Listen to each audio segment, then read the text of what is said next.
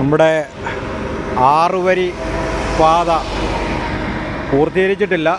ഇതിൻ്റെ മിനുക്കുപണികളും കാര്യങ്ങളുമൊക്കെ നടന്നുകൊണ്ട് ഇരിക്കുന്നതേ ഉള്ളൂ.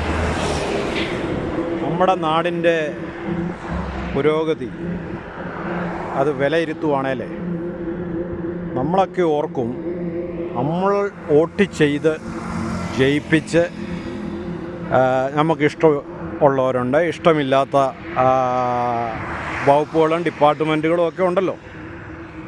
ഇതൊന്നും നമ്മുടേതല്ല. നമ്മൾ ഉദ്ദേശിക്കുന്ന കണക്കല്ല കാര്യങ്ങൾ പോകുന്നത്. മൻമോഹൻ സിംഗ് ഇരുന്ന സമയത്ത് ഈ 6 വരിപ്പാതയ്ക്ക് കേരളത്തിൽ നിന്ന് ഒരനുമതി ഇത്ര മീറ്റർ വേണമെന്ന് പറഞ്ഞതിന് നമ്മളൊക്കെ കേട്ടതാണല്ലോ. ഇടതും വലതും കൂടി എം പിമാരവിടെ പറഞ്ഞത് ഞങ്ങൾക്ക് അത്രയും വീതിയിൽ റോഡ് വേണ്ട. അന്ന് പുള്ളിക്കാരൻ ചിരിച്ചു എന്നാണ് പറയുന്നത്. മൻമോഹൻ സിംഗ് അങ്ങനെ ചിരിക്കുന്ന ആളല്ല, പക്ഷേ പുള്ളി ഇത് കേട്ടപ്പോൾ ചിരിച്ചെന്നാണ് പറയുന്നത്. ഒരു നാടിൻ്റെ വികസനം നിങ്ങൾക്ക് ഞാൻ ഇത്രയോ ആക്കി തരാം, ഇത്ര കോടി ഫണ്ട് തരാമെന്ന് പറഞ്ഞപ്പോൾ ഇവിടുത്തെ എം പിമാർ പറഞ്ഞു ഞങ്ങൾക്ക് അത്രയും വേണ്ടെന്ന് പറഞ്ഞു.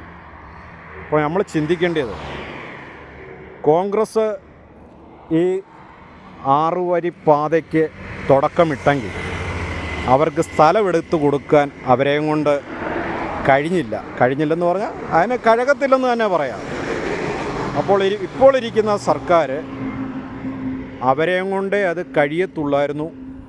അവർ സ്ഥലമെടുത്ത് കൊടുത്തു. എന്തെല്ലാം വിഷയങ്ങളുണ്ടായി, എവിടെല്ലാം നമുക്കറിയാലോ. ആ വയൽ നിരത്തെന്നൊക്കെ പറഞ്ഞുകൊണ്ട് പാർട്ടിക്കാർ തന്നെ വിഷയം ഉണ്ടാക്കി. അതിനെയെല്ലാം അതിജീവിച്ച് ഇവർ സ്ഥലമെടുത്ത് കൊടുത്തില്ലേ. അപ്പോൾ അങ്ങനെ സ്ഥലമെടുത്ത് കൊടുത്തപ്പോൾ അത് ചെയ്ത് നടപ്പിലാക്കി അതിന് ഫണ്ട് കൊടുക്കാനായിട്ട് ഒരു സർക്കാരിനെ ദൈവം കണ്ടു. അതാണ് നരേന്ദ്രമോദി. അപ്പോൾ അങ്ങനെ ഓരോരുത്തരെ ഓരോ കാലഘട്ടത്തിൽ ദൈവം നിയമിക്കും. അവരെയും കൊണ്ട് ഇതൊക്കെ ചെയ്യാൻ പറ്റത്തുള്ളൂ. നമ്മുടെ ചിന്ത എന്നാണെന്നറിയോ, ഞങ്ങളെ വോട്ട് ചെയ്ത് ജയിപ്പിച്ചു അവരൊക്കെ ഇത് ചെയ്യുന്നതല്ല. അല്ല, ഇതിൻ്റെ എല്ലാം ഏത് സമയത്ത് ആരെയും കൊണ്ട് ചെയ്യിക്കണം എന്നുള്ളത് മേളിലിരിക്കുന്ന ആൾക്കറിയാം. അതുപോലെ നടക്കത്തുള്ളൂ. അതുകൊണ്ട് കക്ഷി രാഷ്ട്രീയമൊക്കെ വിട്ട് നാടിൻ്റെ നന്മയ്ക്കായി നല്ലത് ചെയ്യുന്നവരുടെ കൂടെ നിൽക്കുക. ഇപ്പോൾ നമുക്ക് ജനങ്ങൾക്ക് വലിയ ഉപകാരമില്ലെന്ന് പറയുന്നത് ഇതാ ജനങ്ങളുടെ ഏറ്റവും വലിയ വിഷയം. എന്താ? നമുക്ക് നല്ല റോഡ് വേണം, നല്ല പാലങ്ങൾ വേണം. ഇതൊക്കെ ഇവിടെ വന്നു കഴിയുമ്പോൾ വലിയ വലിയ കമ്പനികൾ നമ്മുടെ നാട്ടിലോട്ട് വരത്തുള്ളൂ. അപ്പോൾ നിങ്ങൾ പറയും ഇവിടെയുള്ള കമ്പനികളെയൊക്കെ ഇവിടെ നിന്ന് ഓടിക്കുക എന്ന് പറയും. അപ്പോൾ അങ്ങനെ ഓടിക്കാത്ത ഒരു ഭരണകൂടം നമ്മുടെ കേരളത്തിൽ ഇനിയും വരും. അതിന് ദൈവം ആരെയെങ്കിലുമൊക്കെ കേരളത്തിൽ കണ്ടിട്ടുണ്ട്. നമ്മൾ അങ്ങനെ കണ്ടാൽ മതി കേട്ടോ. നമ്മൾ ഈ രാഷ്ട്രീയക്കാരെല്ലാം തെറി വിളിക്കുകയൊന്നും വേണ്ട. ഇതൊക്കെ ദൈവത്തിൻ്റെ വലിയ പദ്ധതികളാണ്. ദൈവത്തെ വിശ്വസിക്കുന്നവൻ ഞാൻ ഈ പറയുന്നത് കേട്ടാൽ മതി, അല്ലാത്തവൻ ചിരിച്ചു തള്ളുക, അത്രവേ ഉള്ളൂ. അപ്പോൾ പുതിയ പുതിയ പദ്ധതികളൊക്കെ വരട്ടെ, നമ്മുടെ നാട് വികസനത്തിലോട്ട് കുതിക്കട്ടെ. ഇത് വടകരയാണ്. ഇരിക്കുന്നതൊക്കെ കൊപ്രയാണ് കേട്ടോ. ഇരിക്കുന്ന ചാക്കുകളെല്ലാം കൊപ്ര ചാക്കുകളാണ്.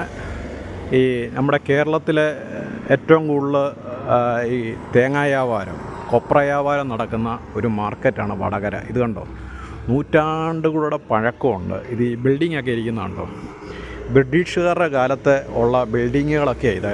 ഇപ്പോഴും അത് ആ പഴയ തനിമയോടുകൂടി ഇവരങ്ങനെ നിലനിർത്തിയിരിക്കുകയാണ്.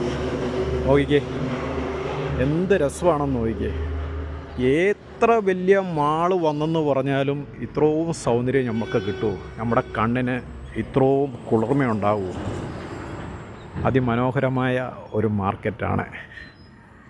ചങ്ങനാശ്ശേരി മാർക്കറ്റും ഇതുപോലെയാണ്. പക്ഷേ അതിപ്പോൾ പൊളിച്ച് ഓരോരുത്തരും പണിയാൻ തുടങ്ങി. ആ പഴമ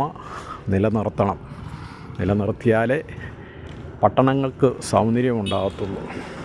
എന്നും പറഞ്ഞ് നാടുയരണമെന്നല്ല ഞാൻ പറയുന്നത്, ഉയരാതിരിക്കണമെന്നല്ല പറയുന്നത്, ഉയരണം. പക്ഷേ ഇങ്ങനെയുള്ള പഴയ മാർക്കറ്റുകളൊക്കെ അതിനെ ഇങ്ങനെ നിലനിർത്തണം.